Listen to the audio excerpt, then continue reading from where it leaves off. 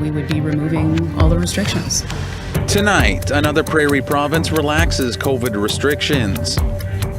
Probably about 3 weeks ago, the water was kind of brown. Plus, bad water continues to plague First Nations communities. Like I say, we want to see our people succeed, so that, at least, hey, we're not a burden. And online university courses will improve for First Nations students in Manitoba.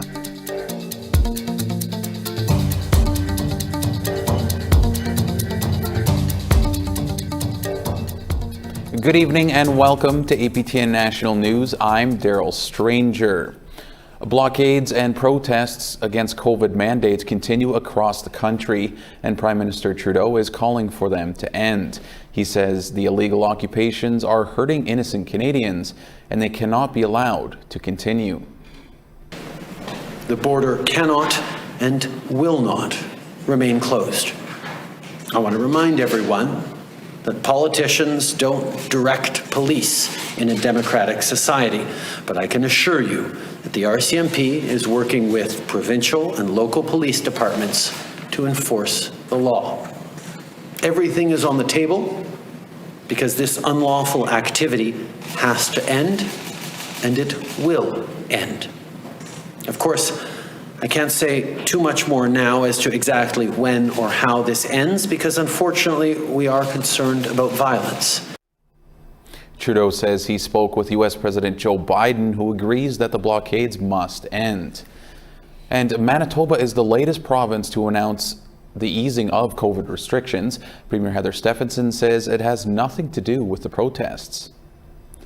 Manitoba joins Alberta and Saskatchewan, who lifted restrictions this week. As of Tuesday, February 15th, capacity limits in many businesses and venues will lift in Manitoba, as well as indoor gathering limits. By March 1st, proof of vaccination will no longer be required, and 2 weeks later, on March 15th, mask mandates will end. Close contacts of a person who tests positive will not be required to isolate, but travel restrictions to northern Manitoba remain in place. Premier Heather Stefanson said today plans were always in place to remove restrictions. What I would say is that this has been ongoing. I mean, Dr. Roussin said, I guess weeks ago that we were looking at probably the spring wherein we would be removing all the restrictions. And that was before protesters were out in, the front of the legislature. So, I mean, we have been having these discussions for some time. Now, we want to hear what you think about the lifting of restrictions. Here's how to continue the conversation. Send your emails to news@aptn.ca or leave a comment on aptnnews.ca. You can also find us on Facebook, Twitter, Instagram, YouTube, and TikTok. Follow APTN News to join the conversation and see our latest stories. The family of an Atikamekw woman is alleging neglect by staff at a long-term care home in Joliet, Quebec. Marguerite Nawashish died yesterday from complications related to an intestinal blockage, and her family feels it could have been caught sooner. Lindsay Richardson reports.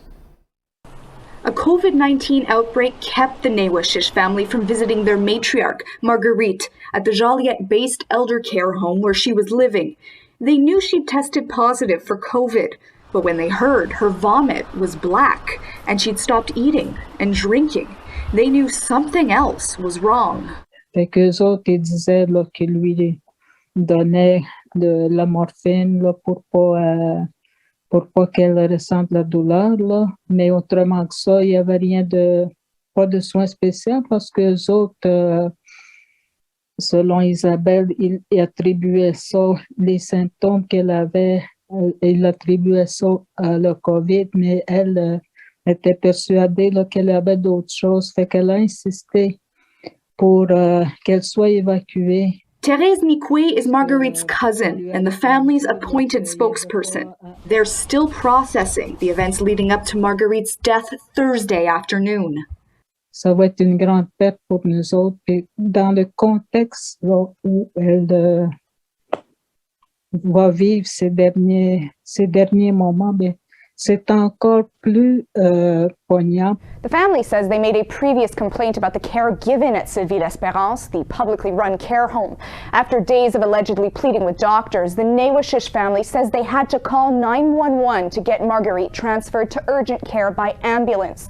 They say tests in hospital revealed an intestinal blockage, but they say there was nothing that could be done. Son état s'était vraiment détérioré, dégradé, puis qu'il y avait même eu des toxines rendues au cerveau, donc elle ne réagissait plus. Il sera, je l'espère, la fondation d'un pacte social qui nous amènera à se dire plus jamais. The compounded problems in the healthcare system in Joliette were well documented during the coroner's inquest examining the death of Joyce Echequan, a mother of 7, also from Manawan. The coroner on that case is now hearing testimony in another separate inquest, this time looking into the shortcomings of Quebec's elder care system during the COVID-19 pandemic. However, Les autres, ils croient qu'il y a probablement eu encore du racisme cette fois-ci, là. the Centre intégré de la santé et des services sociaux de Lanaudière, which oversees Sylvie L'Espérance, refused APTN's interview request. In an emailed response, they said complaints are confidential. So we asked about ambulance transfer protocol for patients with COVID-19, which they say varies according to the conditions and needs of each user. But the Nawashish family feels Marguerite, a respected elder who spent her life working in the healthcare system as an Atikamekw interpreter, wasn't treated quickly enough. Ce qui motive la famille, là, c'est que il y a des choses qui sont inacceptables, puis ils ont le droit d'avoir des réponses, là, les bonnes réponses là, sur qu'est-ce qui s'est passé vraiment. According to Thérèse, another complaint and possible legal action are in the works. Lindsay Richardson, APTN National News, Montreal. Should a 3-month jail sentence have turned into a death sentence? That's what one Wolastoqey family is asking, as their loved one, Skylar Sappier-Solomon, caught COVID behind bars at a New Brunswick Correctional Centre, eventually dying from the virus. Indra Moore reports. Skylar Brent Sappier-Solomon was a father of 2, a member of the Nakaguk, also known as Tobic, First Nation, and only 28 years old when he passed away on January 31st. His mother, Dora, still cannot believe it.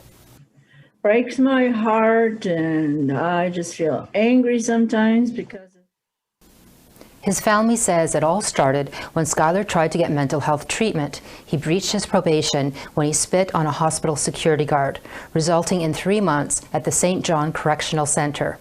Skylar died about 2 weeks before he was supposed to be released. Rayanne is Skylar's older sister and says her brother was incubated as soon as he arrived at the hospital. We don't understand why he's so sick because he's fully vaccinated. He had a booster. He's only 28 years old. There's no underlying health conditions. Like, they just really didn't understand. His family alleges the correctional facility did not get Skylar medical attention in time. he must have been sick for a while. And I feel that they took him to the hospital way too late because he died really fast. The coroner called us. They mentioned that they had given him a puffer at the jail, so I don't know. Skylar's family says he should not have been sent to the St. John Correctional Centre in the first place. It had a COVID outbreak with 27 inmates and 54 staff members testing positive for COVID, according to a New Brunswick Department of Justice news release. Well, I feel if they didn't have enough guards or whatever, they could have done something. They could have put him on house arrest or something. Instead of keeping him in there, allowing them to get sick, and allowing my son to die like that. The province of New Brunswick has ordered a coroner's inquest, something the Wolastoqey chiefs support. We hope the coroner's inquest will review whether proper COVID-19 protocols were being followed at the jail and whether timely access to care was available. However, Skylar's mother does not have faith in an inquest. Coroner's inquest, they probably just want to cover their butts. Pardon the language, but Skylar wrote a letter to his mother 2 weeks before he died. The family received it just days before he passed. He wrote, "I miss you guys. I wish I could come visit sometimes. I thought it would be a good idea to let you know how I am and where I am living and that I'm alive." The date of the coroner's inquest is yet to be announced. The Sapier family is hiring their own lawyer to seek legal action. Angel Moore, APTN National News, Jabuktuk, also known as Halifax. The Ontario Civilian Police Commission announced today that they will investigate the Thunder Bay Police Service. The Commission has concerns about the police service's, quote, management of discipline in the police service, the conduct of criminal investigations by its officers, and the ability of senior leadership to administer the day-to-day operations of the police service in good faith and in compliance with the Police Services Act. Now, these concerns are based on the results of a preliminary review conducted into the police service at the request of Solicitor General Sylvia Jones and from the Thunder Bay Police Services Board. All right, we need to step aside for a short break. Still to come, water woes in a Dene community. And I was like crying, like literally crying for help to have a safe place for my kids because the smell stunk and they were like crying to use the bathroom.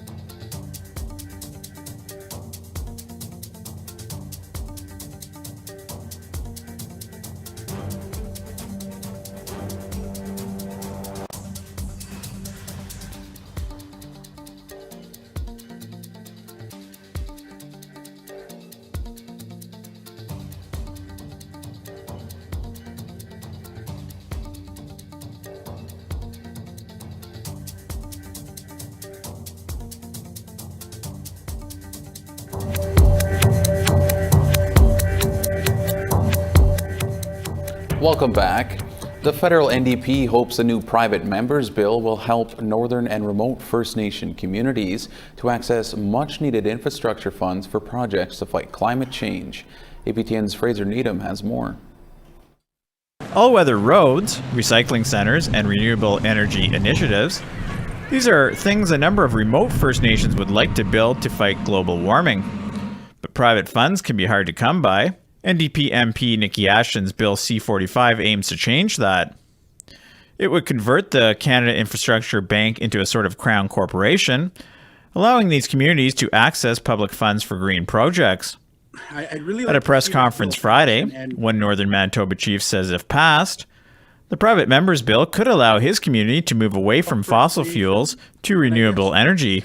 One of the benefits of seeing this bill passed would be connecting Shamattawa to the main hydro line. Right now, Shamattawa is dependent on burning dirty diesel in order to heat our homes, to turn on lights, and to generate power for the whole community. However, private members' bills rarely pass and become law.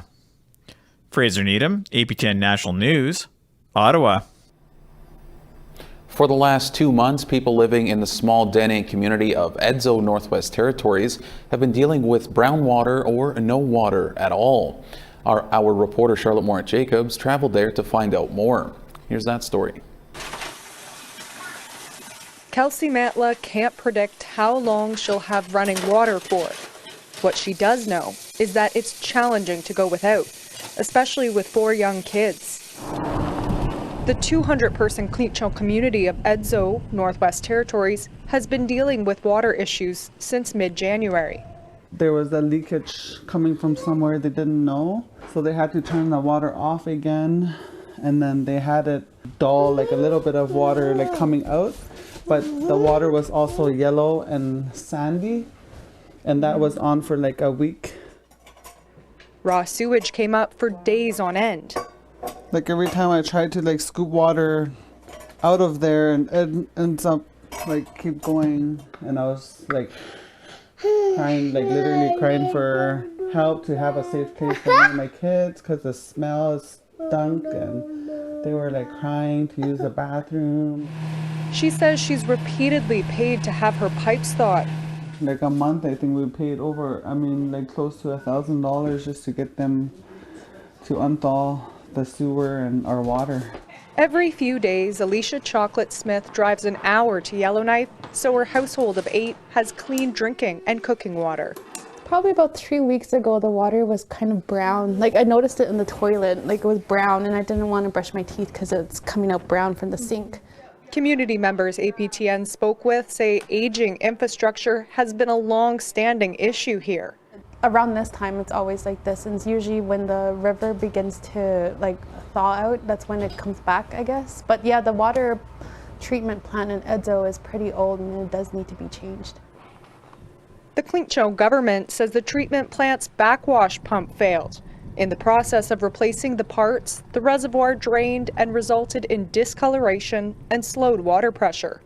It is a system that is gradually deteriorating because it's old, and we have brought it up during our community government council meeting that this is something we have to seriously look at and possibly reprioritize our strategic plan. For Atikamekw, she's hoping for more support. And I'm pretty sure there's like lots of rooms at the hotel. They should at least like put us there for like a week or so.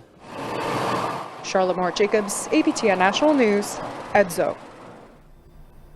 It's time for one more break, but still ahead. Learning hubs for post-secondary students will soon be coming to First Nation communities.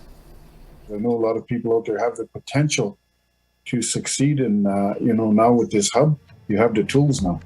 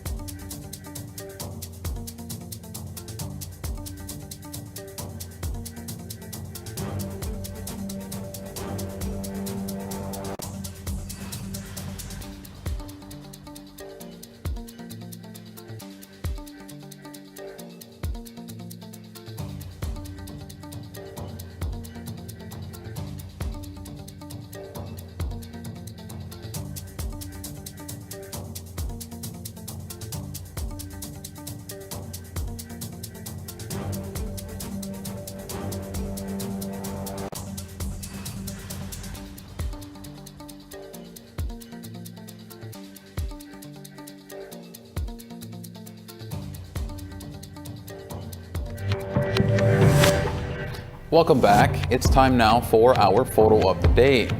Our regular contributor Greg Scriver sent in this great photo from the shoreline of the Ottawa River, capturing a beautiful golden orange sunset. That's a great photo, Greg. Keep those photos coming by sending your photos to share@aptn.ca, and you might be featured in our next photo of the day. All right, now let's take a look at tomorrow's weather forecast.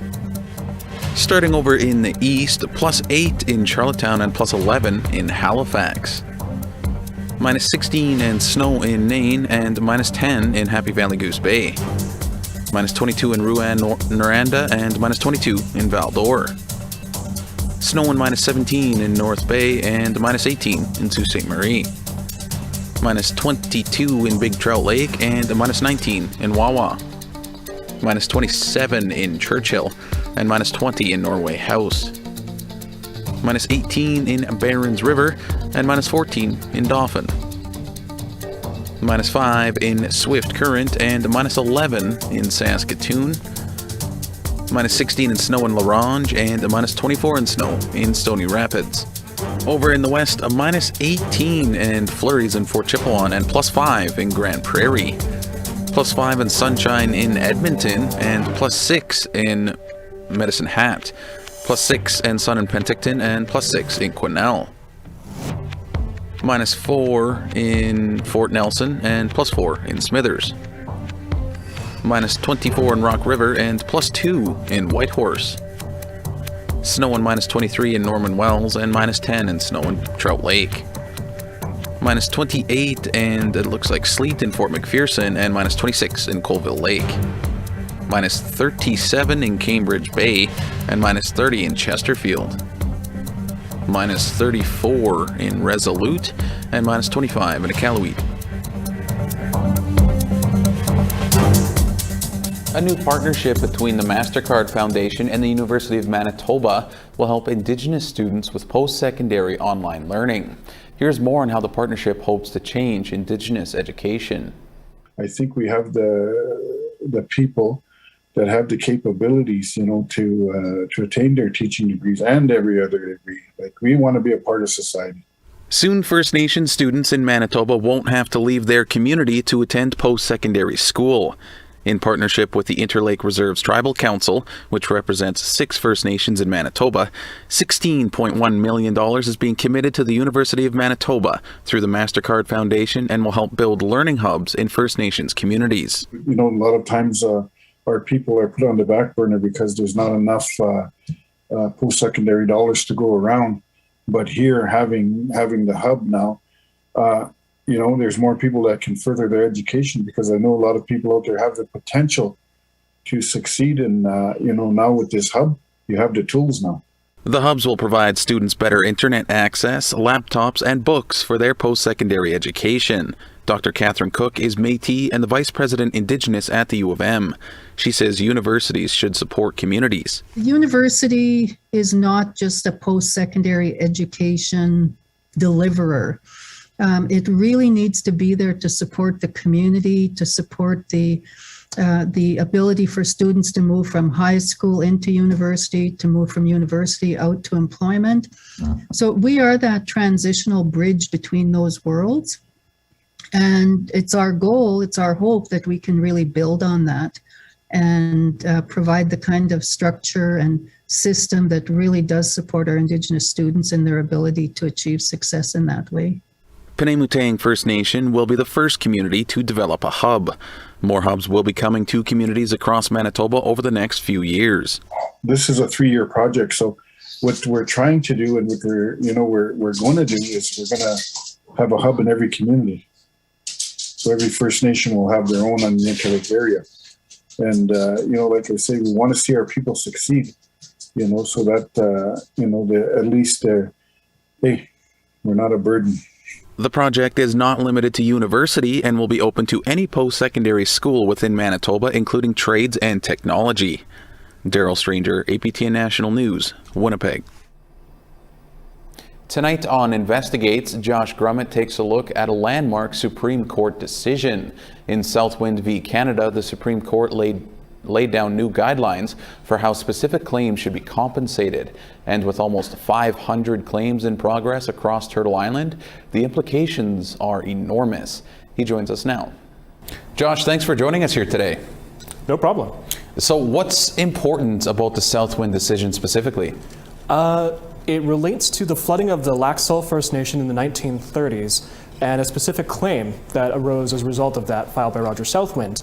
It's rare to see a specific claim like this go all the way to the Supreme Court, but this one did.